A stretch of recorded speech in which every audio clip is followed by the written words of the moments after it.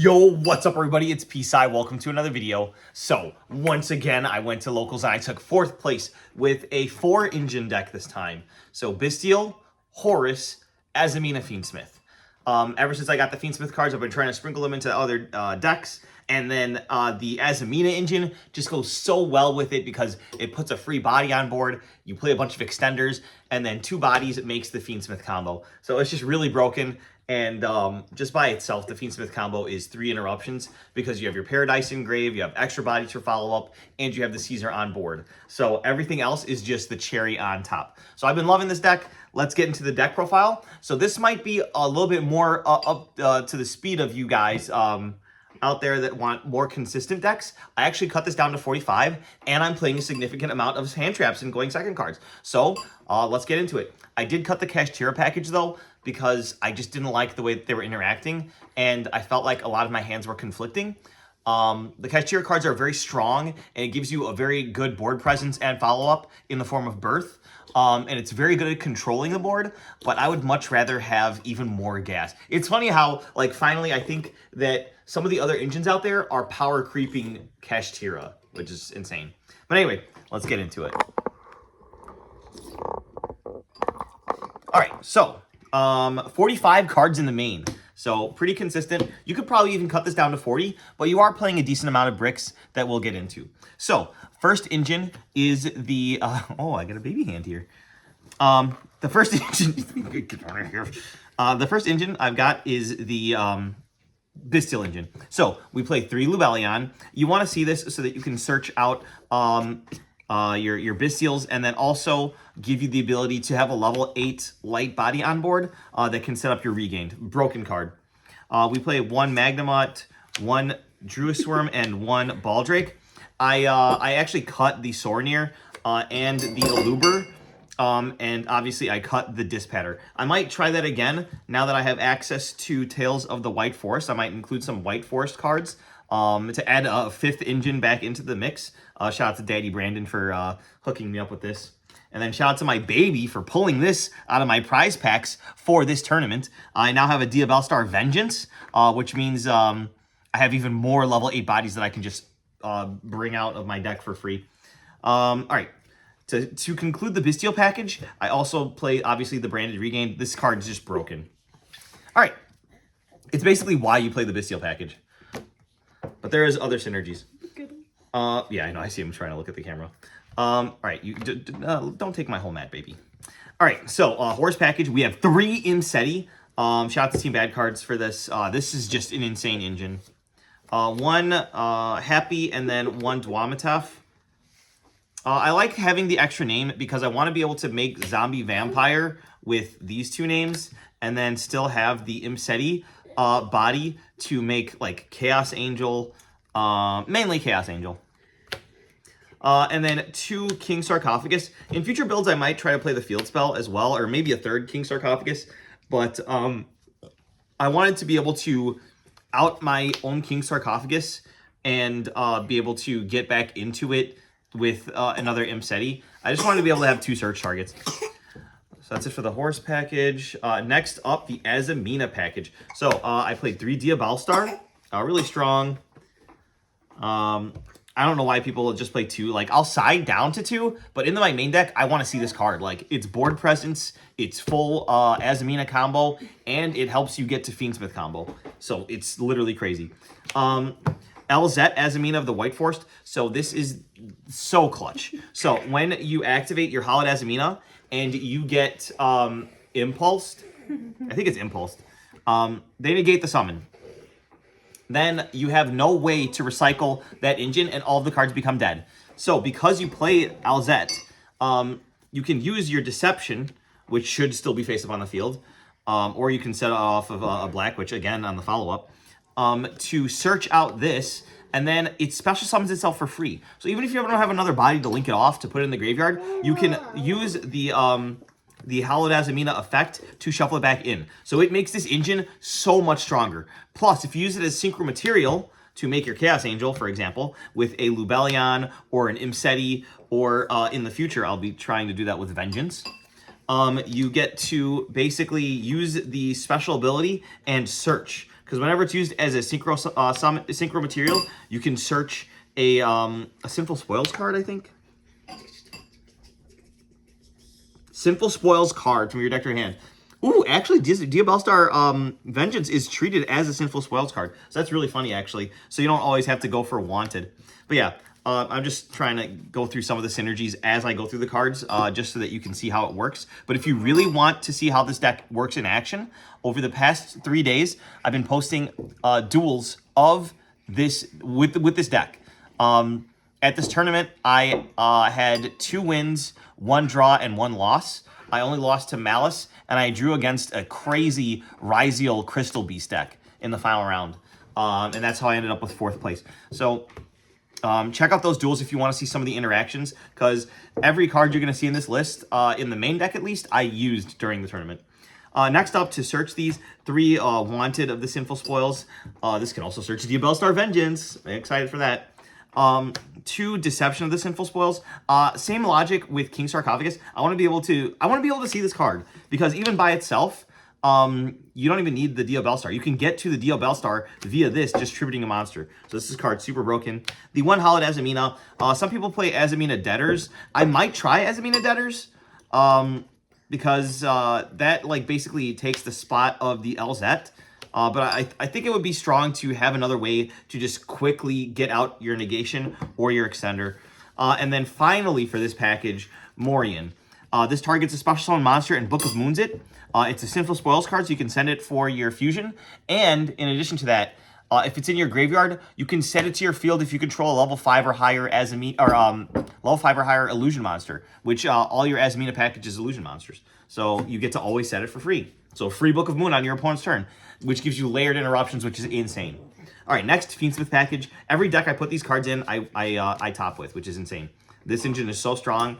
I'm dreading the day that Konami just bans this outright. So 3 Engraver, 1 Lacrima. I'm still on the Sanct. This conflicts a lot with the Kashtira package. So whenever I had access to this, I was like really happy. Because there were no Kashtira cards to conflict with it. I got to just special summon my token and go full Fiendsmith combo, and then do the rest of my plays, which is amazing. And then finally, one of the most broken cards of the engine, Fiendsmith in Paradise. You could see me using this in tournament. I just really messed people up with this. Like, I don't know why people just can't play around the Desiree sending. I got to send someone's boss monster. I think it was Ryziel, shoot, what was it called? It's not Detonator, it's the other one. The one that searches. I forgot what it's called. The Ryziel search card. And then also, David 3-hand trap full combo Montoya. I got to send his field spell. He was on Fire King. I think it's called Fire King Island, and then it popped his whole board. It was so funny. In other tournaments, I was able to send my opponent's True Light, if they were on Blue Eyes, shout out to Gerson, I think, and just send their whole board away. So, like, this just makes the deck so good, the Paradise. Next up, final sub-engine. I decided to play a small Neospace package. You probably saw this in the thumbnail that I'm going to post or make after I'm done with this. I'm just going to take 1 card of each engine and then like hold it up or something. I don't know what I'm going to do. But yeah, this is great because on summon, you special summon from your deck the Neospatian Aqua Dolphin, and then you can discard a card from your hand to take a look at your opponent's hand and destroy a monster in their hand that has less attack than one of these. And then also burn them for 500. That is crazy. It's like actually insane. But yeah, the whole idea of this was I wanted more lights to go with the Bystial package that were level 4. So basically, the Bystials are level 6 darks. I wanted to make a light and dark Chaos Angel, and you don't need a tuner. So I looked at the database, and I looked at every single light level 4 monster, and I was like, what can mesh well with the Fiendsmith engine? The database gave me my Neospace connector idea. I played this before in Isolde decks to make Isolde, rest in peace. She's banned already. But essentially, you just special summon another warrior from your deck, which is crazy, and then you get to look at your opponent's hand. This can also, make the Chaos Angel, like I said. So it just, the synergy is amazing. And then if you don't make the Chaos Angel, you already have 2 bodies to go full Fiendsmith combo. So that's why I opted to play this. And then the final card, Rhoda to search the Neospace connector. Love playing into Droll. And then the final monster card that is not part of the non-engine is the Performance Trick Clown. So the logic with this was I didn't want to lose to Droll anymore, so I cut the Metal Foes Fusion. Metal Foes Fusion was funny, but you're just drawing into a random card. This guarantees you a level 4 light body when you send it away with Imseti, when you send it away with the Bellstar, when you send it off of your Neospatian Aqua Dolphin. This deck pluses off of getting good discards. I did cut the Rainbow Bridge of Salvation, unfortunately. Where is it? Rainbow Bridge of Salvation, because I was tired of just like, it's just not consistent enough, and I didn't want to like lose to Droll because the field spells that you're searching are going to search again. And since I cut the Kashtira package, it wasn't even worth it. The only field spell I'd be searching is the Horus field spell, and I was like, this is just silly. Like if I usually already have access to the Horus package, so that's why I cut that package, and that's how I was able to get down to 45 cards.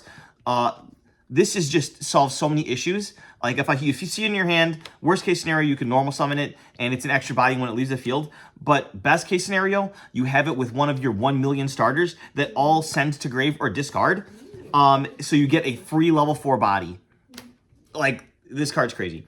And then finally the non-engine. So I did have room for hand traps and stuff. So 3 Ash for their Mulcharmy, 3 Droll for their Mulcharmy, 1 Talents for their Mulcharmy, and then 1 Called by the Grave for their Mulcharmy. So basically, you lose to like Droll. No, you don't lose to Droll really. Like because you play Fiendsmith, like you're fine. You still end on a decent board that they have to push through like 3 disruptions. What you do lose to is like the Mulcharmies because you summon so much in this deck. So like having these to deal with them like just makes it so good. I was able to Ash Blossom a Mulcharmy today, which felt really good. All right, that's 45 cards in the main. Next up, the extra deck. So, Zombie Vampire, you just make this with your Horus engine usually. You can also use your Bystial engine to make it with the Lubellion, which is always really nice. Then you mill, hoping to basically hit a Deal Bellstar or whatever, but it just it gives you a lot of advantage. Because there's so many cards that you want to mill that benefit you from being in the graveyard, that like it's just great. You get to see what your opponent's deck is. You get to like banish their stuff later on with an SP Little Knight because this is an XYZ monster. Like it's just so free. So this card, I love this card.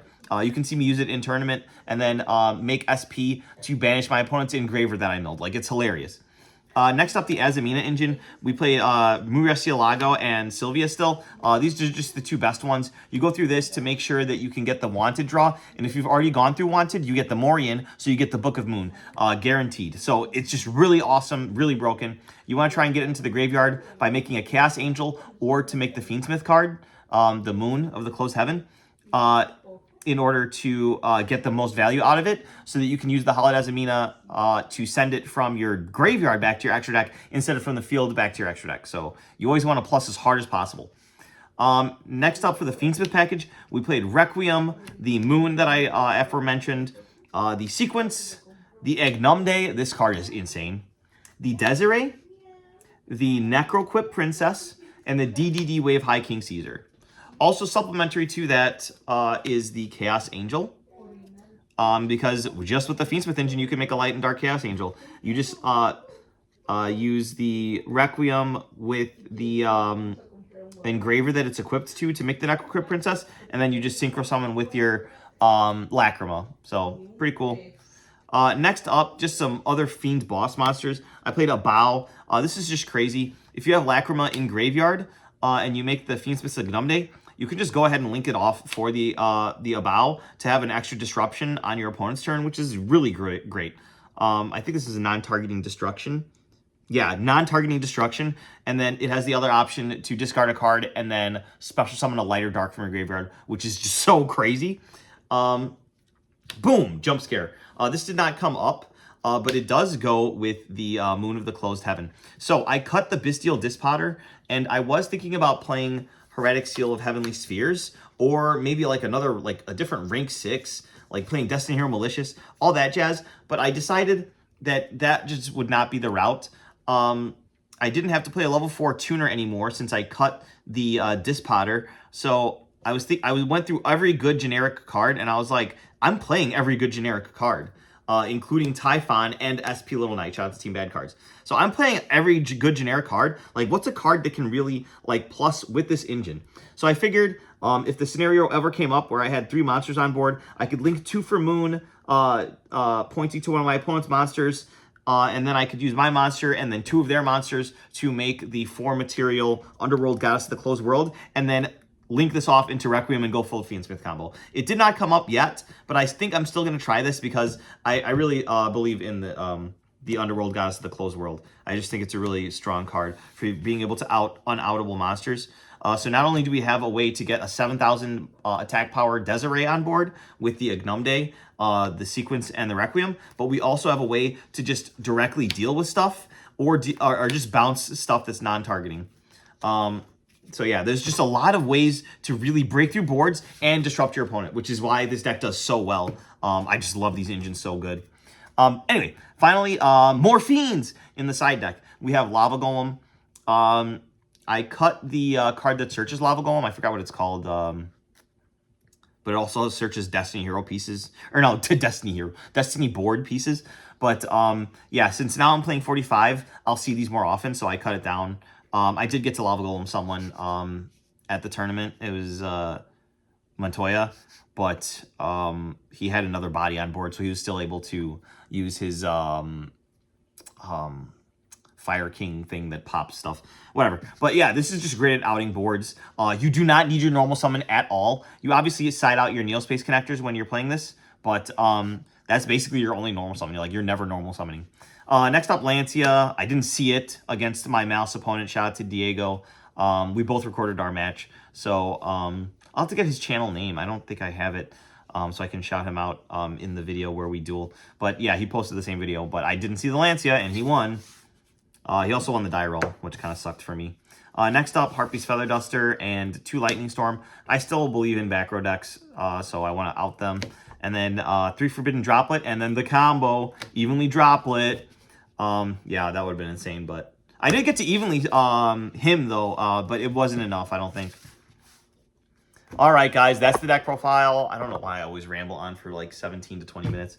But, yeah, hopefully you guys enjoyed the video. Subscribe for more, and I'll see you guys in the next one. Bye-bye.